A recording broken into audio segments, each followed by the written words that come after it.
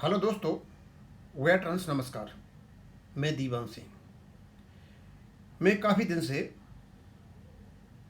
जो अपेंडिक्स 1 है उसका सीरियल नंबर 1 और 2 इस पर ही वीडियो बना रहा हूँ, क्योंकि इसी पर हमारा केस का हारना और जीतना लिखा हुआ है।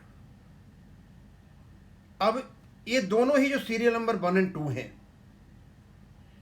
एक तो हम इस प्रकार कह दें कि भाई नंबर 1 में ऑपरेशन है, दूसरे में रिफिक्सेशन है। एक तरीका कहने का, दोनों में अंतर हो गया।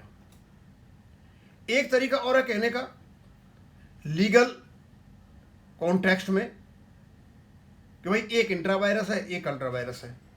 जब इंट्रावायरस अल्ट्रावायरस कहते हैं तो उसका लीगल क्षेत्र में अलग मतलब निकल जाता है। ये लगभग वैसे ही है जैसे हम किसी को वरुण शंकर कहते हैं। आप जानते हो वरुण शंकर कौन होता है। कभी कभी ओड मैन आउट, आदमियों में जानवरों को बिछा दी जाए तो जानवर ओड मैन आउट है।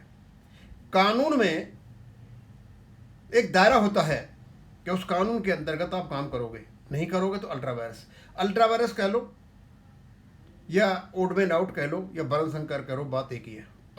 दोस्तों, इसके बाद एक वीडियो आएगा मेरा, उसमें हम लीगली टेक्निकल वर्ड्स का यूज करेंगे, लेकिन यहाँ हम लेमैन की तरह उस चीज़ को समझेंगे कि एक्चुअली ये प्रॉब्लम क्या है। जितने भी रेगुलेशन बनते हैं और जितने भी एक्ट बनते हैं, एक्ट कौन बनाता है? पार्लियामेंट। पार्लियामेंट एक एक्ट बना करके देती है और कहती है भैया इस एक्ट के अंतर्गत जो कुछ भी आपको प्रोविजंस दे रखे हो उसके दायरे में काम करना है। आप यदि बियॉन्ड काम करोगे तो अल्ट्रावायरस होगा। यानी पेरेंट एक्ट के हिदायत को, इंस्ट्रक्शंस को न मानते हुए कोई काम करोगे, पेरेंट एक्ट कौन बनाता है? पार्लियामेंट। अल्ट्रावायरस। उसके अंदर जो एक्ट बना हुआ है आपका उसमें कुछ सेक्शंस होते हैं। सेक्शंस के क्लैरिफिकेशन के लिए कुछ हम अपेंडिक्स डालते हैं, शेड्यूल डालते हैं, अनेक्स डालते हैं। जिस सेक्शन के साथ में आपने अपेंडिक्स, अनेक्स्चर और शेड्यूल डाले हैं वो ये सबऑर्डिनेट होते हैं और वो सेक्शन का ही पालन करेंगे जो कुछ वहाँ कहा गया है।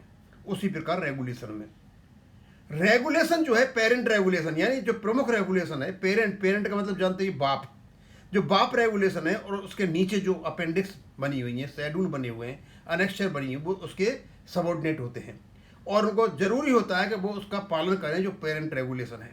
अब यहाँ पेरेंट रेगुलेशन है आपका 35.1 पेरेंट रेगुलेशन, और इसमें जो कुछ कहा गया है उसको अपेंडिक्स 1 में जाना चाहिए। यानी अपेंडिक्स 1 वही बात करेगी जो पेरेंट रेगुलेशन में कहा गया है। ये उसमें क्या गया? अपडेशन किसका? बेसिक पे और एडिशनल पे का अपडेशन कहा गया है अपेंडिक्स 1 में, उसमें रेगुलेशन में। तो अपेंडिक्स 1 में केवल और केवल क्या होगा? अपडेशन होगा, बेसिक पे का और एडिशनल पे का, उसके अलावा कोई बात नहीं होगी। लेकिन अपेंडिक्स 1 में है क्या क्या?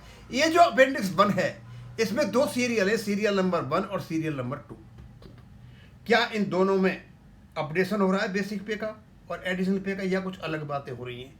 ये जो आपका सीरियल नंबर 1 है इसमें अपडेशन हो रहा है, और कहाँ से कहाँ तक? 1/1/1986 से लेकर के 31/10/1987 तक। और ये 35 रेगुलेशन 35/1 पेरेंट जो इनका रेगुलेशन उसका ओवे कर रहा है, इसलिए इंट्रावायरस है। यानी ये उन बातों को मान रहा है जो उस रेगुलेशन में रखे। इसका मतलब ये हुआ कि सीरियल नंबर 1 अपेंडिक्स 1 का इंट्रावायरस है, यानी it is following the dictates of and mandates of regulation 35.1। हम देखते हैं इसका जो सीरियल नंबर 2 है वो क्या कर रहा है। सीरियल नंबर 2 केवल और केवल रिफिक्सेशन की बात कर रहा है। रिफिक्सेशन का मतलब जो ट्रांजिशनल पीरियड है, यानी 2 जो बेस सेटलमेंट हुए उनमें कोई आदमी रिटायरमेंट हुआ है तो एक बार तो रिटायरमेंट चला गया, लेकिन जैसे ही पे सेटलमेंट की रिपोर्ट आती है तो उसकी पे दोबारा फिक्सेशन होती है, दैट इज रिफिक्सेशन। और ये काम होता है रेगुलेशन 38 में और 30.52 में।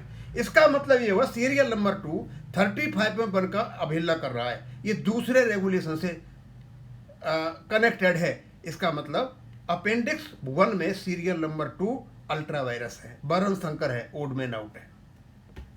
अब मैं इसको अल्ट्रावायरस कहूँ तो जजों के कान खड़े हो जाएंगे, हाँ, और मुझे ये प्रूव करना पड़ेगा, मैं प्रूव कर भी दूंगा। और यहाँ पता है वो 1/11/1992 से लेकर के 1/9/1993 तक 10 महीने का जो ये रिफिक्सेशन कर रहे हैं, उसी प्रकार ऑफिसर का कर रहे हैं 10 महीने का। It is only refixation. अब एक में है अपडेशन और एक में रिफिक्सेशन। अब मैं जजों के सामने क्या कहूँ? सिर्फ एक तो मैं कह दूं सर एक में अपडेशन हो रहा है, एक रिफिक्सेशन हो रहा है, दूसरा मैं ये कह दूं लीगल लैंग्वेज में सर एक इंट्रा वायरस है, दूसरा अल्ट्रा वायरस है, एक तो उसकी जो डिक्टेट्स हैं मैंडेट्स हैं 35 को फॉलो कर रहा है और दूसरे में फॉलो नहीं हो रहे हैं। दोस्तों ये जो मैंने चीज़ आपको समझाई केवल इसलिए समझाई कि मेरा अगला जो वीडियो आएगा जो लीगल लैंग्वेज होगी, टेक्निकल लैंग्वेज होगी, उसमें सीरियल नंबर 1 और 2 की समझने के लिए मैं चाहता हूं कि हमारे वकील लीगल लैंग्वेज में जजों से बात करें, क्योंकि सीनियर एडवोकेट मेहता जी ने केवल और केवल जो सीरियल नंबर 1 और सीरियल नंबर 2 का हवाला देते हुए कहा था कि ये किस खास किस्म के खास समय के लिए ये अपडेशन है, लेकिन ये अपडेशन नहीं है। सीरियल नंबर 2 का जो स्टार्टिंग पॉइंट है फॉर्मूला फॉर अपडेटिंग पेंशन वही इसमें है और वही सीरियल नंबर 1 में है, लेकिन formula for updating pension serial number 2 में दे रखा है, लेकिन नीचे जो काम हो रहा है वो रेगुलेशन 38 और 35(2) का हो रहा है, जो 35(1) का काम नहीं है। इसका मतलब अल्ट्रा वायरस है। अब ये हमारे वकीलों के ऊपर डिपेंड करता है कि वो किस प्रकार इस चीज़ को कोर्ट को समझाते हैं। इतना तो पहुंच चुका सेवाराम जी से बात हुई थी। हाँ, आपने सही बताया कि दोनों में अलग है, एक में अपडेशन रिफिक्सेशन है, लेकिन उसको कहा कैसे जाएगा? How would you communicate to the जजेस? How would you interpret this particular thing? You must interpret it within the legal terms, intra vires and ultra vires, और ये इफेक्टिव होगा। और मैं दूसरी बात बता दूं, अगला जो वीडियो आएगा उसमें आपको पता चलेगा कि कोई भी रेगुलेशन हो, कोई भी एक्ट हो, उसमें कुछ हम शेड्यूल्स लगाते हैं, कुछ अनेक्सर लगाते हैं, कुछ अपेंडिक्स लगाते हैं। अपेंडिक्स वगैरह लगी हुई है। ये हमेशा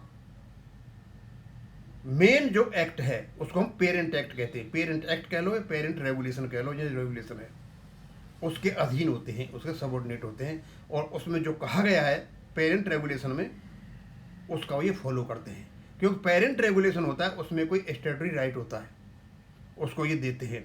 तो दोस्तों इसको मैं ज़्यादा नहीं खींचूंगा, शायद आप समझ जाओगे अच्छी तरह से कि ये सीरियल नंबर 2 अल्ट्रा वायरस क्यों है।